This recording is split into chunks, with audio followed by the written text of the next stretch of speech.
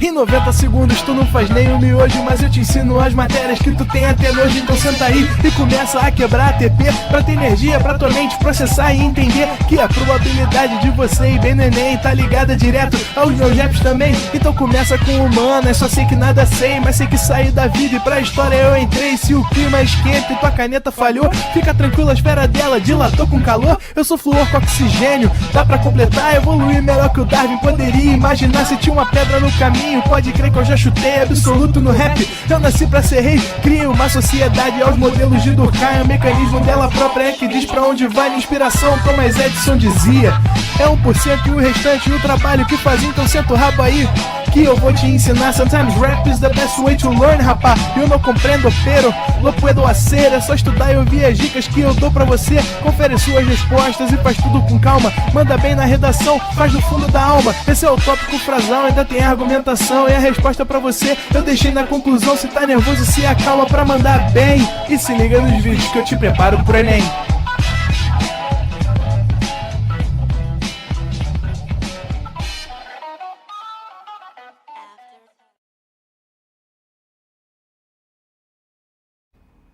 Estamos online, André. É isso aí, meu diretor. Muito boa tarde, galera. Sejam todos bem-vindos e bem-vindas a mais uma aula de geografia, só que, mais uma vez, nessa sexta-feira, por motivos de Rock in Rio, a aula não é ao vivo. Você sabe, o Rock in Rio acontece praticamente ao lado aqui dos estúdios do ProEnem, então, em virtude do caos que isso provoca no trânsito, no deslocamento, a gente achou que era mais prudente deixar a aula gravada do que correr o risco de um atraso enorme, ou quem sabe de eu ou algum outro professor aqui da casa não conseguir chegar até os estúdios. Por isso, a aula é gravada, mas como você sabe, você pode mandar as dúvidas para mim, manda lá pro meu Instagram, que uma hora eu vou te responder.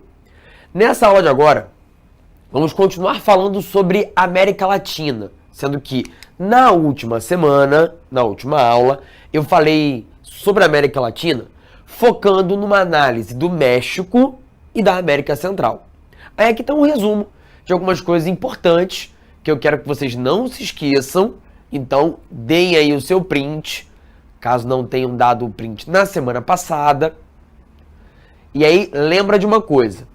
A América Latina é diferente da América anglo-saxônica, onde estão os Estados Unidos e o Canadá, por razões diversas. Mas principalmente pela maneira como cada parte da América foi colonizada. Na América Latina, o que se fez foi uma colonização de exploração, em que as metrópoles europeias, independente da metrópole, Portugal com o Brasil, a Espanha com quase todos os outros países, com o México, com a Argentina, com o Peru, com a Bolívia, a França com algumas futuras nações como com o Haiti, a Inglaterra com algumas poucas nações como, por exemplo, com a Jamaica, até a Holanda, por exemplo, com o Suriname.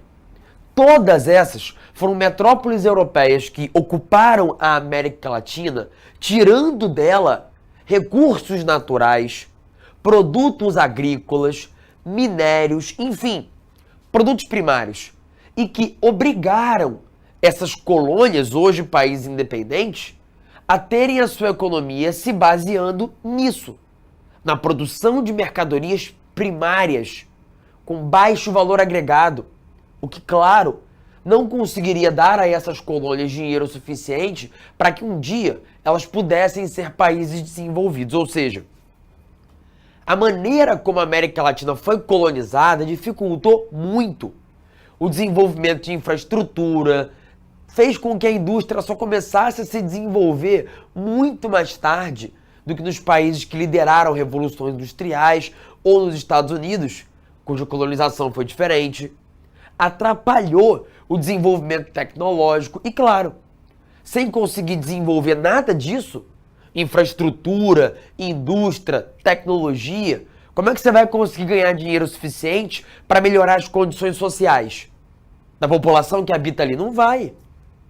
Como é que você vai garantir que as pessoas tenham um padrão de vida decente, razoável, médio, que lhe garanta uma dignidade nas condições cotidianas, se você tem um país cuja concentração de terras é enorme, como é o caso do Brasil, onde a concentração de renda é enorme, como é o caso do Brasil e de praticamente toda a América Latina? Então, inegavelmente, a história colonial explica grande parte dos problemas da América Latina e o seu subdesenvolvimento. É por isso que os países da América Latina são periféricos emergentes. Periféricos muito pobres, paupérrimos, como o Haiti, ou então, no máximo, emergentes, como é o caso do Brasil, da Argentina, do México, que são os 3 países mais industrializados da América Latina e que chegaram a esse patamar porque fizeram um processo de substituição de importações ao longo do século XX, no qual o objetivo era produzir mercadorias para atender o mercado interno. É fato que hoje a maior parte desses países da América Latina tem um alto grau de urbanização? Só que isso não significa que eles sejam de alto nível de desenvolvimento econômico. Lembra disso? A urbanização hoje é uma realidade até mesmo em vários países que são periféricos. Vários países da África subsaariana hoje já são países urbanizados. São países onde a população urbana cresceu e onde hoje, em virtude disso, muita gente trabalha no setor terciário, no comércio, nos serviços, porém, muitas vezes, em atividades informais, em subemprego, o que não garante a eles, a essa população, um padrão de vida elevado. Ou seja, o fato de que a maioria trabalha no setor terciário e de muitos países serem urbanos não significa que esses países deixaram de ser periféricos ou emergentes, que eles tenham chegado a um alto patamar de desenvolvimento. Ou seja, ainda há um nível tecnológico bastante inferior ao dos países centrais em toda a América Latina, inclusive nos países emergentes que são os mais industrializados. As maiores economias, como o México, que a gente comentou semana passada, que é uma potência industrial, que tem muitas indústrias maquiladoras, e na Argentina e no Brasil, que comentaremos um pouco mais na aula de agora, já que o foco é falar de América do Sul. Mas antes, eu quero apenas arrematar aquilo que a gente falou na última aula, lembrando que a América Central é essa área de união, esse elo entre a América do Sul e a América do Norte. Temos aqui o México, que está na parte mais meridional da América do Norte. Aqui temos o Istmo Continental, onde está o Panamá, Costa Rica, Nicarágua, Honduras, El Salvador, Guatemala, Belize. E aqui temos a região das Antilhas, a região formada por várias ilhas, vários arquipélagos, alguns pequenos, outros maiores, como a Jamaica, o Haiti, a República Dominicana e Cuba, a maior das ilhas dessa América Central. Lembro a vocês que muito da industrialização no México aconteceu em virtude da transferência de fábricas dos Estados Unidos para cá. Em busca de quê? De mão de obra mais barata, que pode ser paga com peso mexicano e não precisa receber em dólar. Que tem uma tradição sindical menor, aonde a gente pode, por conta disso, ter custos como um todo menores. Agora, isso não quer dizer que a mercadoria fabricada aqui vai ser vendida para a população mexicana, não necessariamente. Muitos dos carros fabricados no México por várias fábricas de automóveis acabam depois sendo transportados para outros destinos, inclusive os Estados Unidos da América. Lembra de uma coisa, o México faz parte de uma área de livre comércio da América do Norte, o NAFTA, ou o USCAM, que é o novo nome que muita gente tem utilizado para falar sobre o NAFTA. Um bloco que é formado pelo México, pelos Estados Unidos e pelo Canadá, onde não há um livre fluxo de pessoas. Não há. Nunca houve essa previsão, nunca houve essa proposta, esse interesse. Mas existe um livre fluxo de mercadorias. E a ideia é justamente poder, com isso, fazer com que as indústrias dos Estados Unidos pudessem se instalar no México para poder aproveitar os custos de produção mais baixos daqui. Entendido?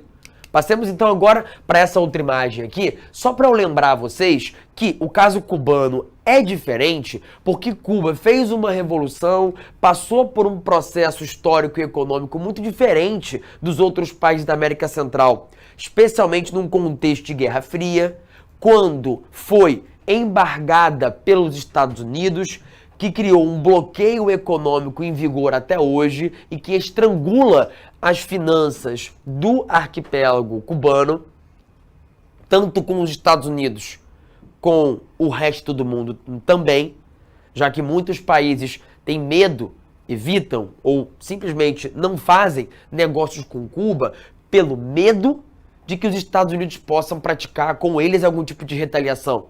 Claro, né? Sejamos sinceros.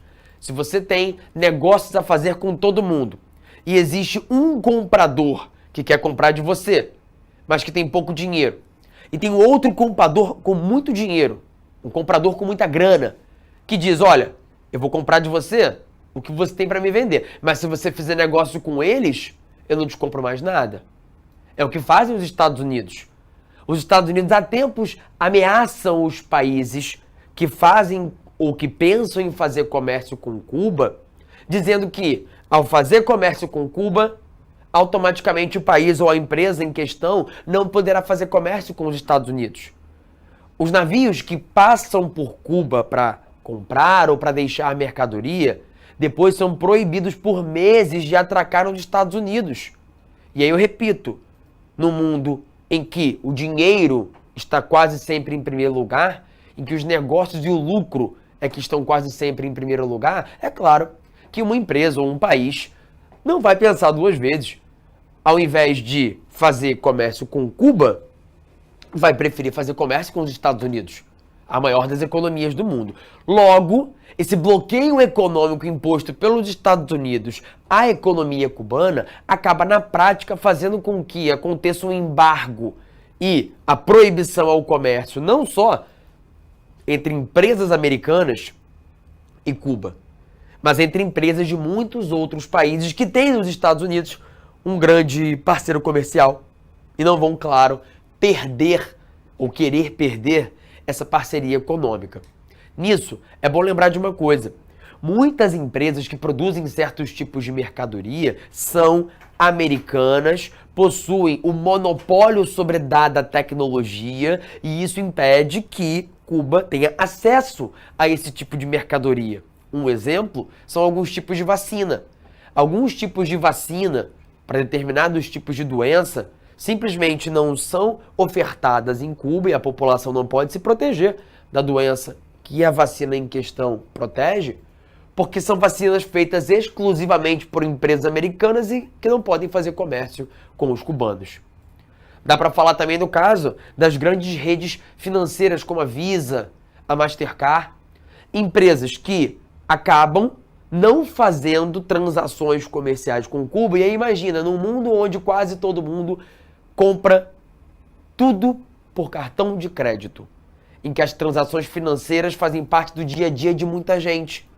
Como é que o turista vai pagar as compras dele quando ele vai a um país, se ele não consegue fazer transações comerciais, se o dinheiro transacionado por essas operadoras de cartão de crédito não vai ser operado da mesma forma em território cubano? Então essas são algumas das questões que nos explicam um pouco dos problemas pelos quais o pequeno arquipélago de Cuba passa. Um país que, apesar dos graves problemas econômicos e do baixíssimo padrão de vida da população local em termos de acesso ao consumo, tem indicadores sociais muito melhores do que os outros países da América Central. É bom lembrar, na América Central, praticamente todos os países são pobres. Praticamente todos os países possuem condições sociais ruins. Todos os países de economia capitalista possuem condições sociais ruins. Belize é um país muito pobre. El Salvador é um país miserável. Honduras é um país muito pobre. Todos países capitalistas que fazem comércio com os Estados Unidos, com outros países do mundo. Cuba também é pobre.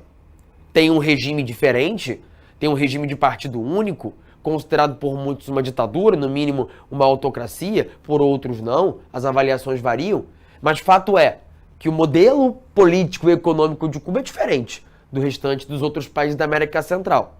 Em nível de poder de compra, inegavelmente a população cubana tem pouquíssimas condições de comprar uma TV nova, um telefone novo, até mesmo de fazer reformas em casa, porque os custos de mercadoria são todos muito altos. O país não produz quase nada. Tem que importar praticamente tudo. E não tem muito dinheiro para poder fazer essa importação, já que basicamente produz e vende açúcar e tabaco. Logo, é claro que esse é um país pobre, porém, os indicadores sociais, repito, são muito melhores, mas muito melhores do que o de outros países da América Central. O que é, inclusive, surpreendente para as condições econômicas precárias que o país possui. Passando agora para um exemplo contrário, indo em direção à América do Sul, a gente tem aqui, ao sul de Cuba, o território do Haiti. Esse sim, o país mais pobre de toda a América, um dos países mais pobres do mundo, está na colocação 170 de 189 países que são comparados pelo ranking de IDH. E isso mostra que a pobreza da América Central é inclusive muito maior em outros lugares que não no território cubano. Ainda que lá, eu repito, existem muitíssimos problemas econômicos, mas menos problemas sociais do que nos países do entorno. E para fechar, eu queria só comentar sobre o caso do Panamá e da Nicarágua. Você lembra? Semana passada eu falei que o canal do Panamá é super importante, muito usado, foi construído pelos Estados Unidos, que foi quem operou e controlou esse canal por 100 anos. Hoje, ele está de volta sob o controle do Panamá e é importantíssimo para a economia local. E pode ser que ele venha a sofrer com uma concorrência de um outro canal no futuro, porque a Nicarágua tem um projeto, que não se sabe se vai ser do papel, mas um projeto para construir um outro canal alternativo para a circulação de navios e mercadorias. Beleza? Dá o teu print aí. Temos mais um textinho com algumas informações importantes sobre o México, sobre a América Central, sobre Cuba. Vou pular, hein? Vou contar até 3, 1, 2, 3. Pulei, mais um.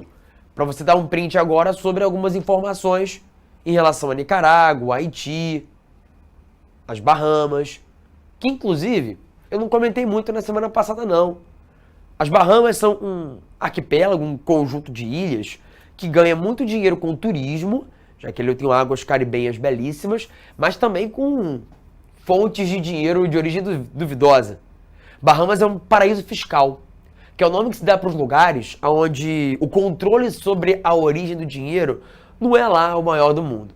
É mais ou menos como se você conseguisse dinheiro sonegando impostos ou traficando alguma coisa, órgãos, seres humanos, produtos de floresta, fazendo biopirataria, traficando drogas, armas, e aí tivesse que, ao colocar no banco, dar explicações sobre esse dinheiro, que é o que você tem que fazer em quase qualquer lugar do mundo, mas não no paraíso fiscal.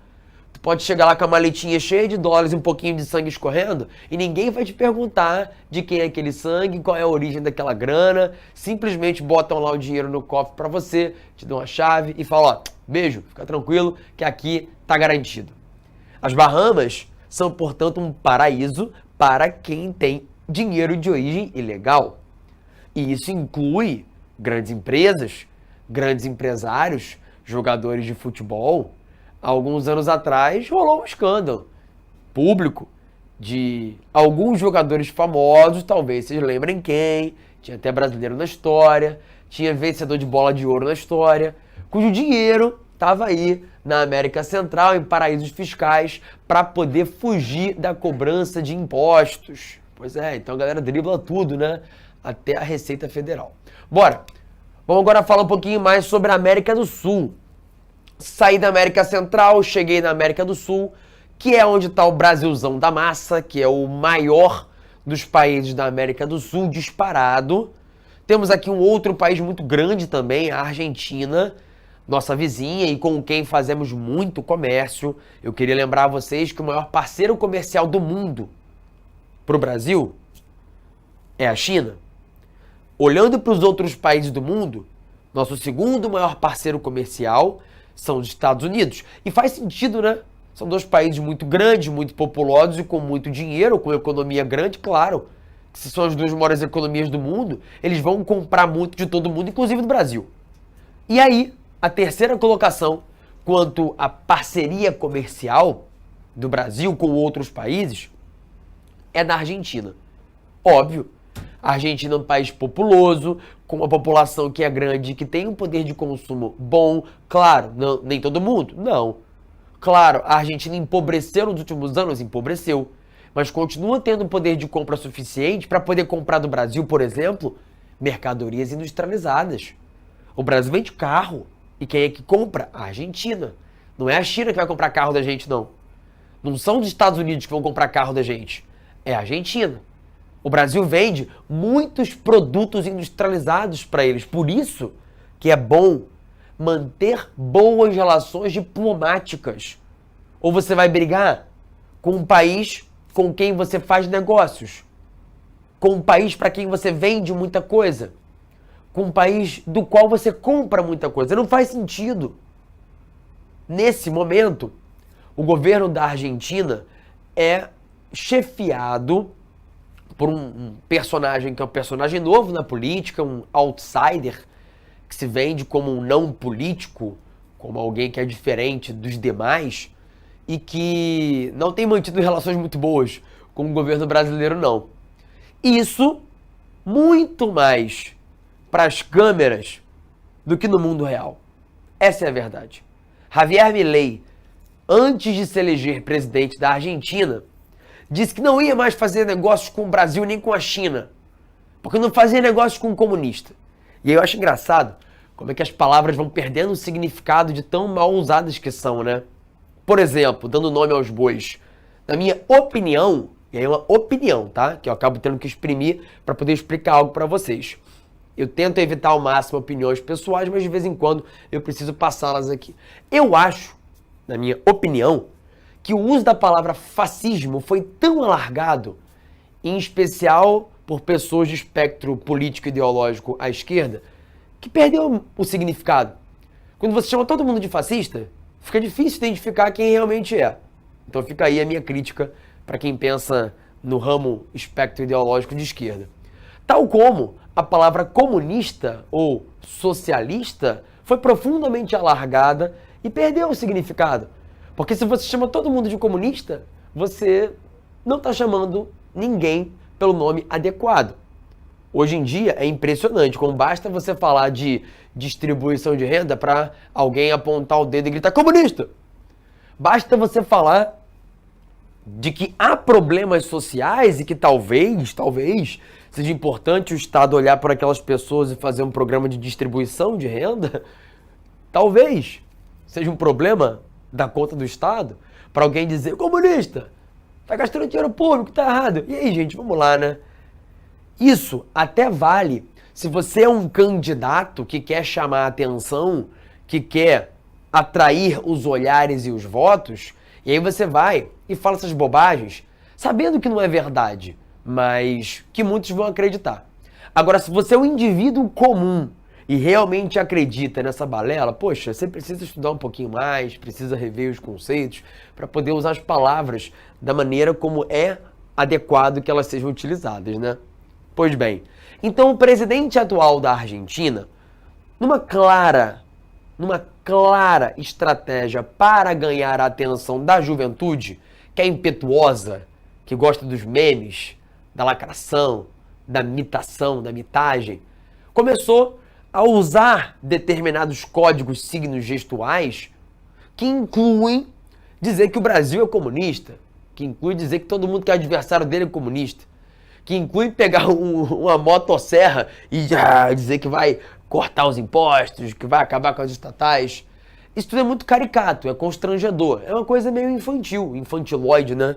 Abobada, mas dá voto, tanto deu voto que ele se elegeu. Com essa história de que ia cortar relações diplomáticas e comerciais com o Brasil e com a China. Claro que não cortou. É óbvio, gente. Pelo amor de Deus. Como é que a Argentina vai cortar relações econômicas com o Brasil se o Brasil é um dos seus maiores parceiros econômicos?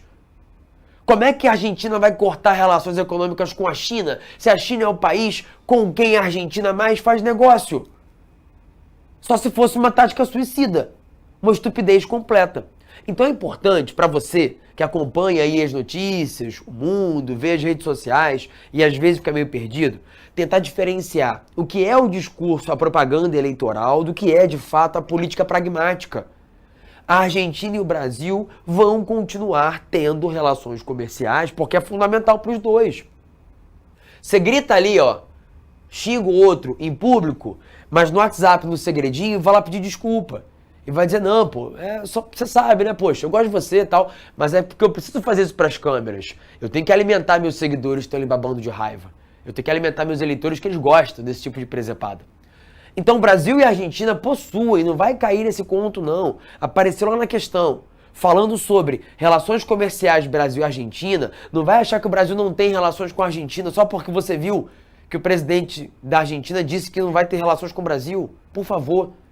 São os dois países que mais fazem comércio aqui na América do Sul, que criaram juntos, em 1991, um bloco chamado de Mercosul, que vive em crise, vive, mas que é um bloco importante que aumentou os fluxos comerciais, melhorou as possibilidades de venda de produtos entre países, o que agradou em muitas empresas privadas, claro.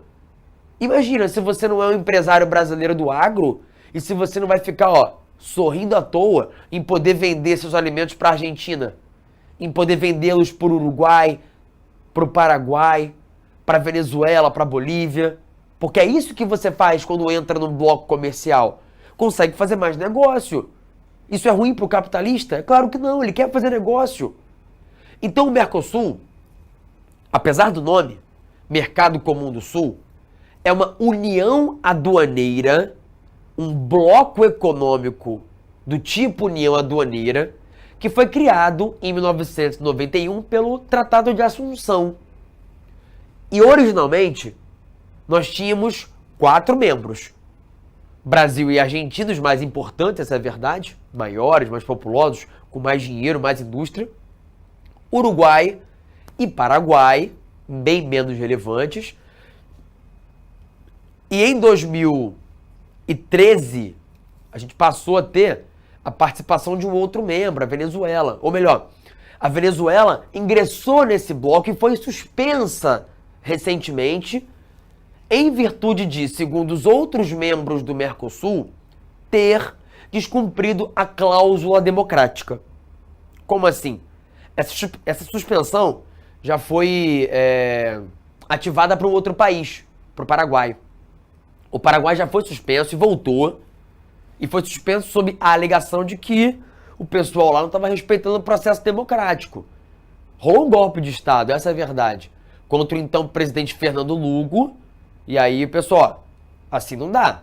Vamos suspender vocês. Quando vocês arrumarem a casa e mostrarem pra gente que estão seguindo os ritos democráticos decentemente, aí vocês voltam.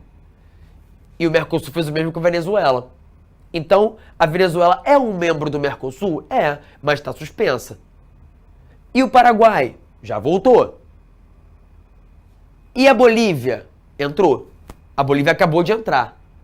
Então a gente tem hoje, atualmente, como membros plenos do Mercosul, a Argentina, o Brasil, o Uruguai, o Paraguai e a Bolívia, recém-ingressa, mas a Venezuela, momentaneamente suspensa, além de países com os quais o Mercosul tem alguns acordos, como o Chile, o Equador, a Colômbia e o Peru, que são países associados, e o México, que é um país observador, que às vezes participa das reuniões, que troca uma ideia sobre um ou outro assunto econômico, mas que não tem todos os benefícios de fazer parte integralmente como membro pleno do Mercosul. E o que significa ter todos esses benefícios sendo um membro pleno? Significa fazer livre comércio uns com os outros e utilizar a tarifa externa comum, ou seja, uma tarifa única para produtos que venham de fora. para produtos comprados por algum dos membros, mas que tenham sido comprados de um país como a China, ou então como a Inglaterra, ou como os Estados Unidos. Por que eu disse que o Mercosul vive em crise? Porque na prática, esse é um arranjo político. Então, quando entra algum presidente que discorda desse acordo, isso costuma fazer com que as relações fiquem estremecidas. O atual presidente da Argentina, por exemplo, Javier Milei, discorda, fala publicamente sobre o que entende ser um problema do Mercosul. Ele diz, olha, o Mercosul é muito menos produtivo, benéfico para a Argentina do que para o Brasil. O Brasil se dá melhor do que a gente. E vou te falar uma coisa, é verdade, tá? O Mercosul é melhor para o Brasil do que para a Argentina. Porque blocos econômicos quase sempre são melhores para os países que são maiores, mais importantes. Como assim? Se o Brasil tem uma indústria mais forte do que a Argentina, então isso quer dizer que os nossos produtos, quando puderem entrar lá sem imposto, vão ter uma vantagem em relação aos argentinos, concorda? É igual acontece com o produto chinês quando entra no Brasil. Pô, os produtos chineses são muito mais baratos, mais complexos, são melhor produzidos do que os brasileiros feitos aqui. Então, se você não botar imposto para aquilo que vem de fora, a tua indústria nacional quebra. Os Estados Unidos acabaram de colocar protecionismo contra carros chineses, botando a barreira de 100% de imposto para todo carro elétrico chinês. Qual é a ideia dos Estados Unidos ao colocar um imposto de 100% para carros chineses que entrem no país para serem vendidos ali? É evitar que o produto chinês chegue tão barato que acabe quebrando a indústria nacional. O nome disso é protecionismo. O Brasil acabou de fazer. Tu não viu aí? Tu não reclamou da taxa da brusinha? Da taxa na Shein, ou Shein, como você quer chamar? Pois é, qual é a lógica? A lógica é simples.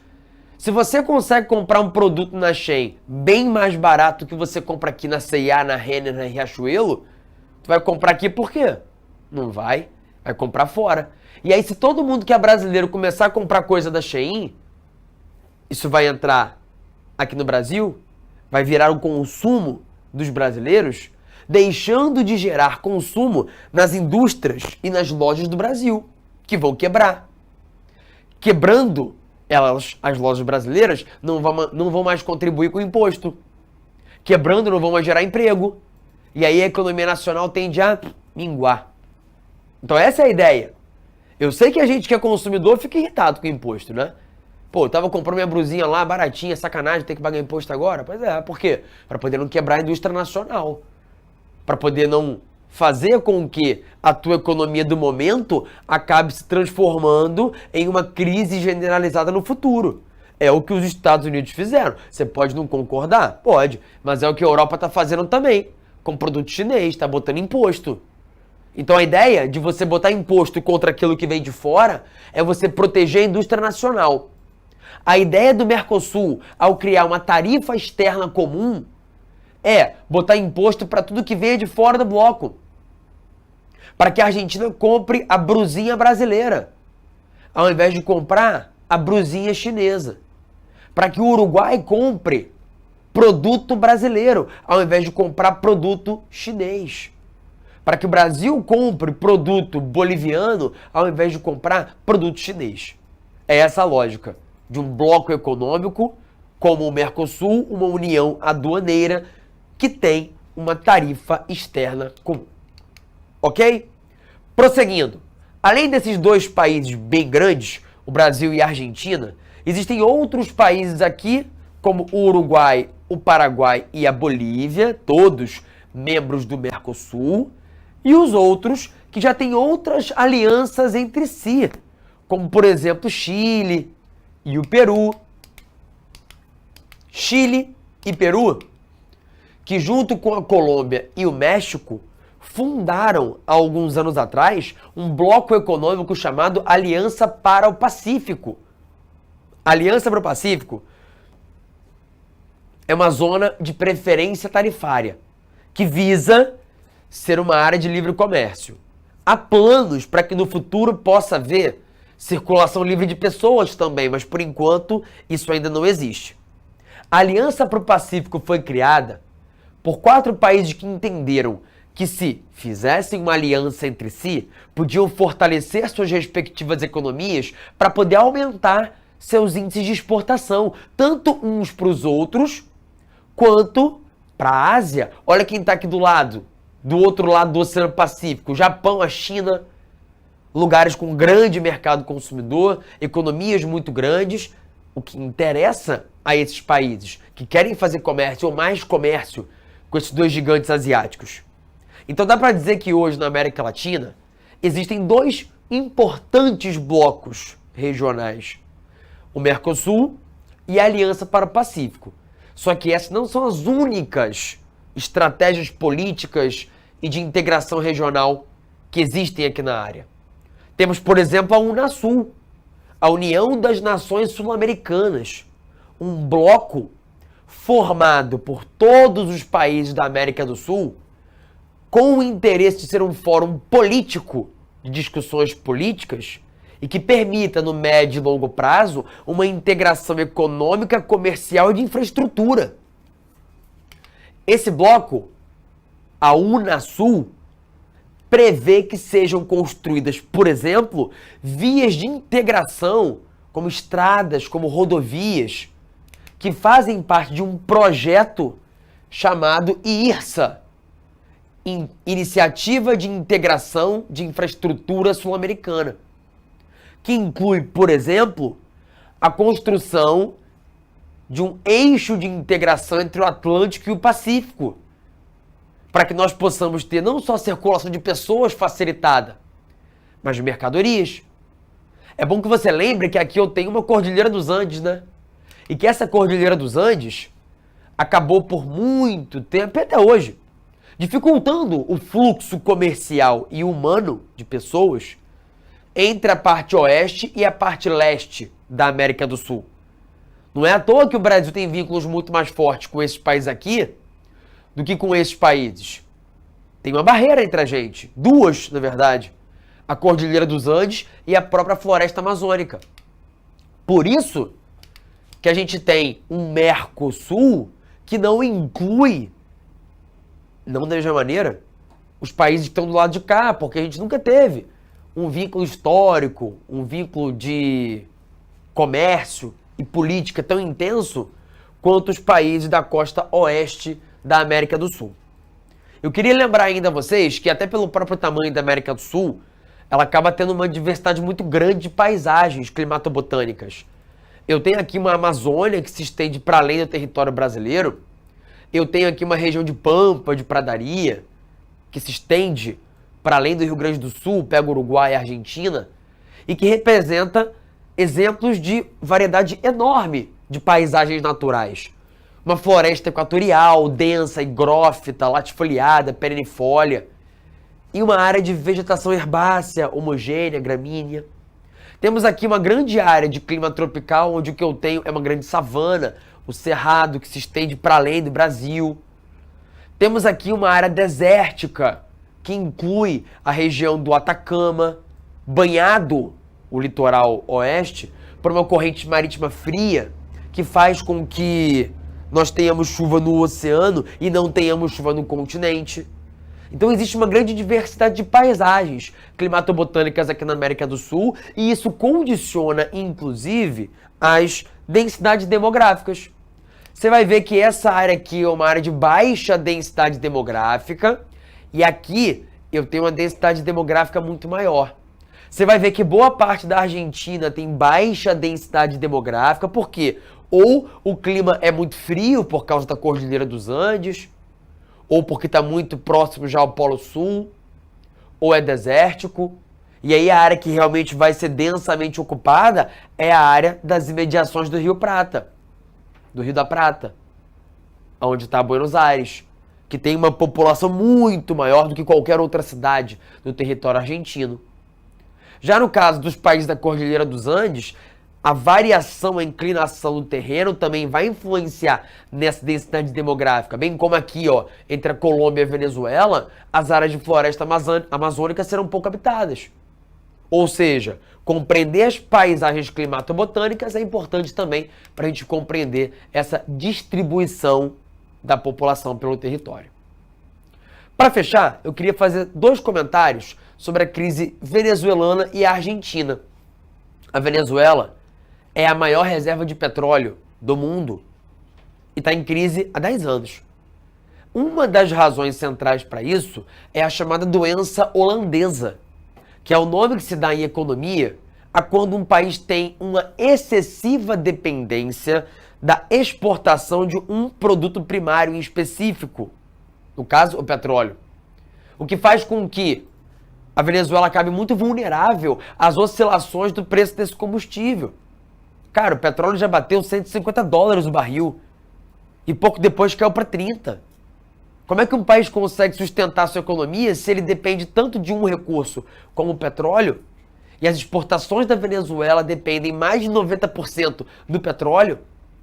Um produto que tem essa variação absurda de preço. Quando o preço do petróleo está alto, a economia venezuelana vai ficar bem.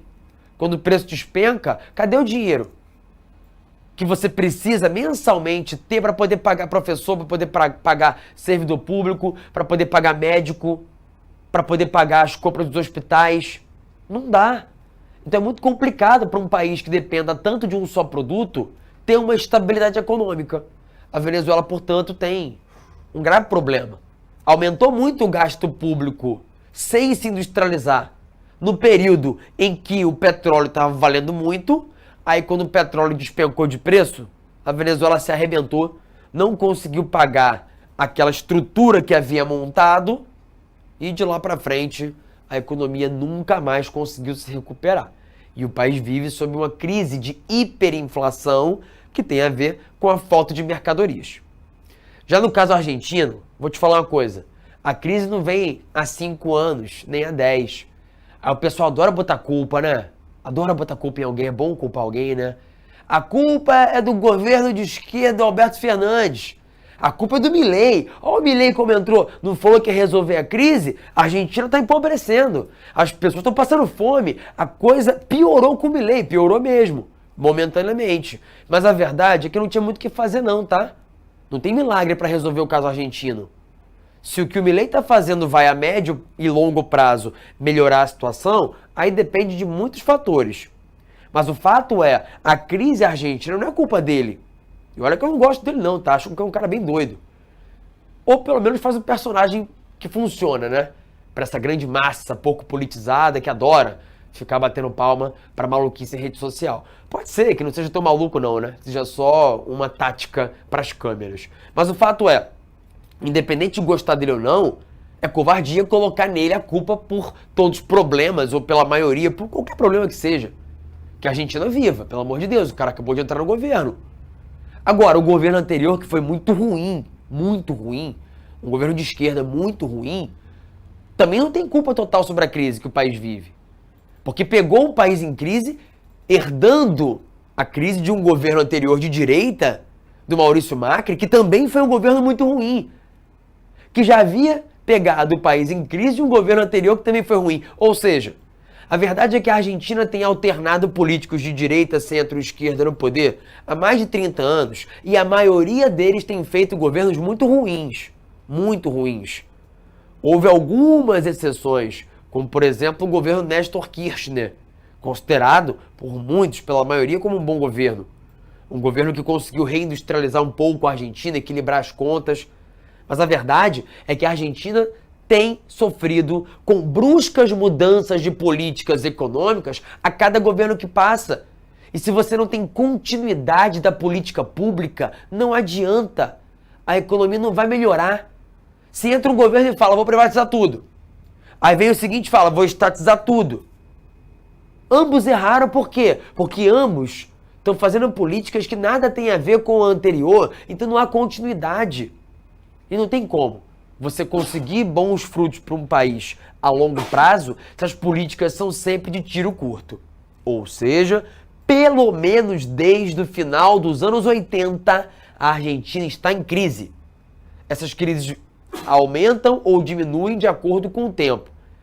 Entre 2000 e 2001, por exemplo, a Argentina estava afundada, devendo a todo mundo, decretou a moratória. Aí as coisas melhoraram um pouquinho nos anos 2000 e voltaram a piorar agora. Então vamos ver o que é que vai acontecer e se haverá caminho para essa inflação e desvalorização do peso que tem sido a tônica da situação econômica argentina ao longo dos últimos anos. Beleza? Vou ficando por aqui. Um beijo, um abraço e tchau, tchau. Assista nossas aulas a hora que você quiser. Vem com o Pro, o cursinho online que mais aprova no Enem. Assine em proenem.com.br. We gotta celebrate the beauty of the world that keeps on giving.